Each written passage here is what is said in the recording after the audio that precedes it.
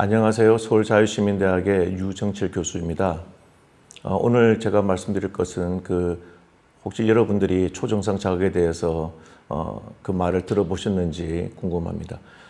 초정상 자극이라는 것은 영어로는 슈퍼노멀 스티뮬라이라고 그럽니다. 1973년에 노벨 생님이 의학상을 수상한 니코 팀버겐 교수님께서 동물들이 화려한 형질에 대해서 중독 증세가 있는 거죠. 그래서 그런 것을 굉장히 선호하게 되는 그런 동물의 본능이 있다. 그것을 이제 초정상 자극이라고 불렀습니다. 오늘날에는 다양한 우리 행동학이나 광고학 또 심리학, 소비 심리학 이런 데서도 다양하게 쓰이고 있습니다. 니코 팀버겐은 거물이 물대새가 알을 품고 있는 그곳에다가 모조알을 갖다 줬습니다. 조금 더 크게 만든 거죠. 그게 이제 동물들한테는 화려하게 보이는 거거든요. 그럴 때 이렇게 지켜보니까 이 거물이 물대새가 부리로 그것을 이제 끄집어냅니다. 그래서 자기가 이제 그걸 품는 거죠. 자기 알이 아닌데 왜 품을까? 그런 이제 의문이 들었던 거죠. 그리고 여러분이 잘 알고 있는 거 가지고 설명하는 게 좋을 것 같은데, 탕란이라는 것에 대해서 여러분이 아마 보았을 겁니다. 뻐꾸기가 이제 붉은 머리 옥눈이나 개개비에다가 탕란하거든요. 그런데 그 개개비나 이렇게 붉은 머리 옥눈이가 왜 자기 알도 아닌데 그거를 키우느냐 하는 거죠. 그래서 이게 니코 팀버겐은 그런 현상들을 어떻게 설명했냐면은 바로 그것이 화려함을 선호하는 그것이 바로 이제 초정상 자극이다. 그래서 그 본능이기 때문에 좀 피하기 어려운 거다. 이런 얘기를 했습니다. 동물의 초정상 자극에는 동물마다 많이 틀립니다. 그래서 공작 같은 경우에는 여러분들이 아마 꼬리 깃털이 굉장히 화려하다는 것을 알 수 있죠. 그래서 공작 같은 경우는 그것이 이제 초정상 자극이 되고요. 여러분이 잘 알고 있는 가지고기 같은 경우는 번식기가 되면은 배 부분이 빨갛게 되는데 그게 짙으면 짙을수록 좀 더 암컷들한테 굉장히 선호받는 그런 것이 됩니다. 또 다른 몸집 그 자체가 또 초정상 자극이기도 하는데, 바다사자 같은 경우에는 몸집이 큰 것이 훨씬 더 좋은 선택을 받을 수 있는 그런 우월한 형질로 동료들 간에 판단이 되고 있죠.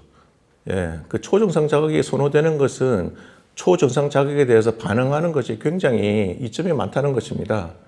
초정상 자극은 자연 선택이 된 거거든요. 그래서 그것이 반응하는 새들이 굉장히 후손을 많이 남긴다는 거죠. 예를 들어서 실제 동물들은 자기 새끼라도 더 건강한 개체를 집중적으로 키웁니다. 그렇기 때문에 주변에 자기보다 조금 더 큰 알이 있으면 그거를 품고 싶은 그런 마음이 생긴다는 거죠.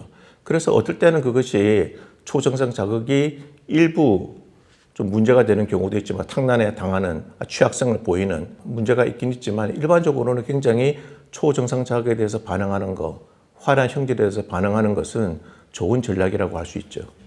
이런 초정상 자극에 반응하는 것은 굉장히 큰 이점이 있습니다.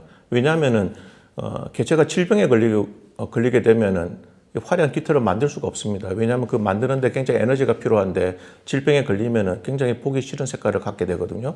그래서 초정상 자극이 갖고 있다는 것은 건강한 개체라는 것을 뜻하고 있습니다. 그리고 또 그런 개체를 만나면은 많은 연구에 의해서 알려진 것은 걔네들이 협동적이고, 그러니까 새끼를 키우는데도 더 잘 보살피고, 또 좋은 곳에 서식지를 만들고 후대에 많은 자손을 남길 수 있다는 것이 증명이 되었기 때문에 초정상 자극에 대해서 반응하는 것이 동물들한테는 매우 유리한 그런 전략이라고 할 수 있죠. 멋지고 이제 화려한, 그리고 노래도 잘하는 이런 것들은 이런 사람이 있다 그러면 우리가 좋아하겠죠. 동물들도 마찬가지입니다. 그래서 겉으로 보기 화려하게 보이고 다양한 레파토리를 갖고 있는 그런 새들을 굉장히 선호하게 됩니다. 같은 종 내라면 그렇다는 거죠. 그런데 이제 우리 사람은 좀 다릅니다. 사람도 동물과 마찬가지로 보고 느끼는 것에 대해서 초정상 자극에 대해서 반응을 하긴 하지만, 실제로 더 중요한 것 중에 하나는 사람은 초정상 자극을 만들어내는 존재라는 거죠. 그러니까 동물들은 새롭게 만들어낼 수 없는데 이 사람은 만들어낼 수 있습니다. 자기가 아름답지 않아도 만들어낼 수 있는 거죠. 우리가 예를 들어서 화장을 한다든지 성형을 한다든지 자기가 원래보다 더 아름답게 느끼게 하는 그런 것들을 많이 한다는 거죠. 그것뿐만이 아니죠. 우리가 가슴을 더 크게 보이게 하기 위해서는 뭐 보형물을 사용하든지 그다음에 뭐 볼륨 패드를 사용해서 크게 보이게 할 수도 있는 거죠. 그 모자 같은 경우를 이제 쓴다든지 화려한 그 모자에도 또 뭐 다양한 것을 꽂아서 자기를 돋보이게 할 수 있는 거죠. 아니면 또 화려한 뭐 신체 장식을 한다든지 이렇게 해서 자기를 돋보이게 할 수 있기 때문에 더 우리는 적극적으로 초정상 자극을 이용하는 동물이라고 할 수 있습니다. 그 화장의 역사는 우리 인류의 역사랑 거의 같이 시작하고 있습니다. 그 원시 시대부터 이제 초정상 자극을 적극적으로 이용하는 그런 흔적들을 우리가 볼 수 있죠. 가장 대표적인 것이 이렇게 그 아래 입술을 이렇게 두툼하게 만드는 그러기 위해서는 이게 그 입술에다가 상처를 내야 되거든요. 부풀어야 되니까. 그리고 그쪽에다가 이제 석탄 같은 그런 색깔 까만 거를 젤을 태워서 문지르고 이러면서 이제 만듭니다. 그런 것들이 굉장히 고통스러운 일이거든요. 그리고 또 이게 길게 만들기도 합니다. 그래서 거기에 도자기를 끼우기도 하고 또 아니면 이제 문신 같은 경우도 사용하죠. 근데 지금은 문신이 그나마 조금 아프지 않겠지만 그 옛날에는 문신이 굉장히 아픕니다. 근데도 그거를 굉장히 문신을 하고 내가 이제 화려하다는 것을 보이는 거죠. 그렇게 오랫동안 우리 인간들은 적극적으로 초정상 자극을 이용해 왔다는 것을 알 수 있습니다. 우리가 결혼식이나 아니면 부활절이라든지 뭐 또 서구에서는 이제 경마장에서 우리가 아주 굉장히 화려한 그런 의상들을 볼 수 있습니다. 특히 영국의 6월 달마다 이제 매년 열리는 경마대회를 우리가 로얄 아스코트라 그러는데요. 그 로얄 아스코트에서는 굉장히 화려한 남녀나 모두가 아주 옷을 굉장히 우리가 보통 때는 입지 않는 아주 특별한 만약 모자를 쓰더라도 그냥 모자 쓰는 게 아니에요. 거기다가 뭐 큰 깃털을 달기도 하고 또 다른 심지어는 빅벤 그 모형을 이렇게 만들어요. 그래서 머리에 쓰고 있습니다. 그러니까 사실 어떤 게 보면은 자기 머리에 2배가 되는 그런 것을 쓰고 왜 나타나겠어요? 사람들한테 관심을 끌기 위해서죠. 초정상 자극을 이용하는 거거든요. 그 대표적인 것이 그 기간 동안에 보그라는 그 유명한 패션 잡지가 매년 특집을 하고 있습니다. 그래서 올해의 유행 패턴 뭐 이런 것을 하기 때문에 더욱더 많은 사람들이 남자나 여자나 또 화려한 그런 것을 입고 나타나는 경우가 많습니다. 그리고 뭐 영국의 옥스퍼드 같은 경우에도 마찬가지인데 옥스퍼드나 캠브리지는 축제할 때도 항상 남자는 뭐 턱시도를 입고 하고 또 여자들은 이브닝 드레스를 입게 하고 있습니다. 그래서 그런 것들은 우리가 어찌 보면 지금까지도 초정상 자극에 대해서 많은 집착을 가지고 선호한다는 것을 보여주는 사례라고 할 수 있죠. 최근에 보면은 이제 카메라에 좀 더 아름답게, 좀 더 화려하게 보이는 어플들이 많이 장착되기 시작했습니다. 우리가 이렇게 잡지들을 이렇게 보게 되면은 모델들이 굉장히 늘씬한 다리를 갖고 있지 않습니까? 그런데 그것이 우리가 이제 어플로서 가능해진 시대에 살고 있는 거죠. 광각 렌즈라는 것을 개발하면서 이렇게 길게 만드는 것도 있지만 지금은 아름답게 만드는 그런 어플들이 굉장히 많이 나오고 있습니다. 그래서 초정상 자극을 이용한 그런 산업들이 계속 등장하고 있는데 자동차 디자인의 세계에서도 마찬가지죠. 세계 자동차 박람회 같은 데 보게 되면 그 쇼룸에 실제로 팔릴 수 없는 그런 컨셉트 카들이 많이 등장하거든요. 아주 본넷이 굉장히 길어요. 그 본넷이 길다는 소리는 뭐냐면은 그걸 가지고 어디 주차하기도 어렵고 실제로 안 팔리죠. 그렇지만은 거기에서는 이제 자기 자동차 회사를 선전하기 위해서 팔리지는 않고 또 팔 생각도 없지만 아주 긴 그 본넷을 갖고 있는 그런 디자인으로 선보이는 거죠. 그런 것들이 다 우리 산업의 초정상 자극이 이용되고 있다는 사례라고 할 수 있습니다.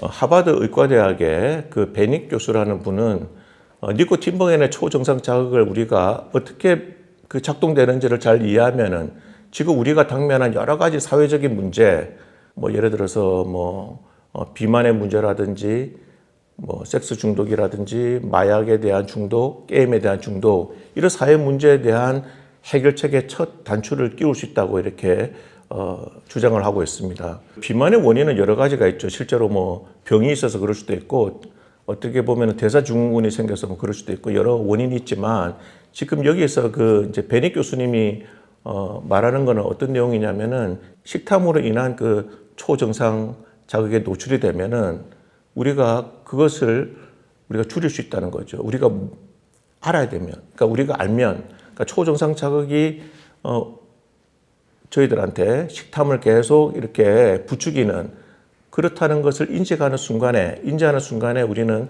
해결책을 찾을 수 있다는 거고, 그 방법으로 그 베넷 교수는 이런 얘기를 합니다. 우리가 스스로한테 질문을 해보자. 그러니까 음식을 뭐 먹거나 또 시킬 때 이 음식이 나한테 건강상에 좋은가, 살찌게 하는 것은 아닌가, 내가 이렇게 많이 먹어도 되는가. 예를 들어서 뭐 아이스크림을 시킨다 그랬을 때 이 아이스크림을 이게 몇 층짜리 이렇게 굳이 먹어야 되나, 스스로한테 이렇게 질문을 해보면 자기가 초정상 자극, 특히 그런 식욕, 그러니까 식탐으로 인해서 생긴, 이렇게 되어서 비만이 된 사람들은 쉽게 치료가 될 수 있다고 주장하고 있죠.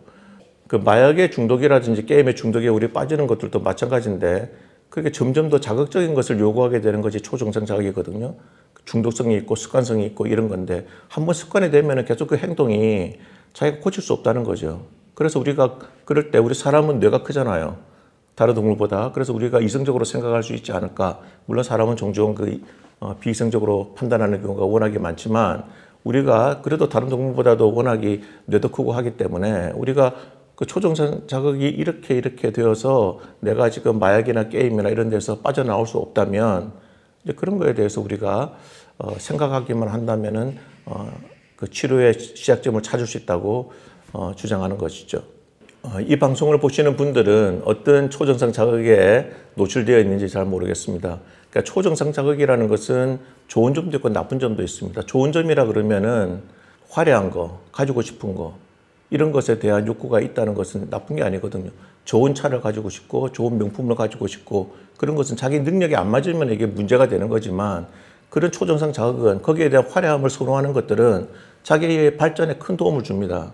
그러나 이제 그렇지 않는 경우에, 아까 비만에서 얘기했듯이 식탐이나 이런 문제가 이제 생기고, 또 아니면 이제 뭐 마약이라든지 이런 중독에 생기게 되면, 그런 거에 대한 습관성에 대한 것들, 또 반복적인 그런 행동에 대해서 우리가 스스로 이게 문제가 있지 않는가를 한번 질문하는 거. 그러면 우리가 많은 것들을 해결할 수 있다고 생각이 되고, 또 우리가 긍정적으로 초정상 자극에 대한 것들을 욕구가 많아지면 질수록 우리의 발전에 도움이 된다고 생각됩니다. 생물학자이자 그래서 사회학자인 허버트 스펜서 경은 이렇게 얘기했습니다.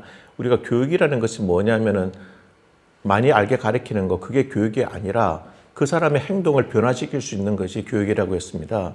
그래서 여러분들이 이게 초정상 자극에 대해서 잘 알면 행동이 변화되겠죠. 그래야지 사실은 여러분이 잘 학습을 하게 되고, 초정상 자극에서부터 극복할 수도 있고, 또 초정상 자극을 이용해서 여러분이 발전을 할 수 있는 그런 계기가 될 거라고 생각이 됩니다. 그래서 우리 이 방송을 보는 분들은 어떤 선택을 할 것인가, 나는 어떤 초정상 자극에 노출되어 있는가를 한번 살펴보면 도움이 되지 않겠는가 하는 생각이 듭니다.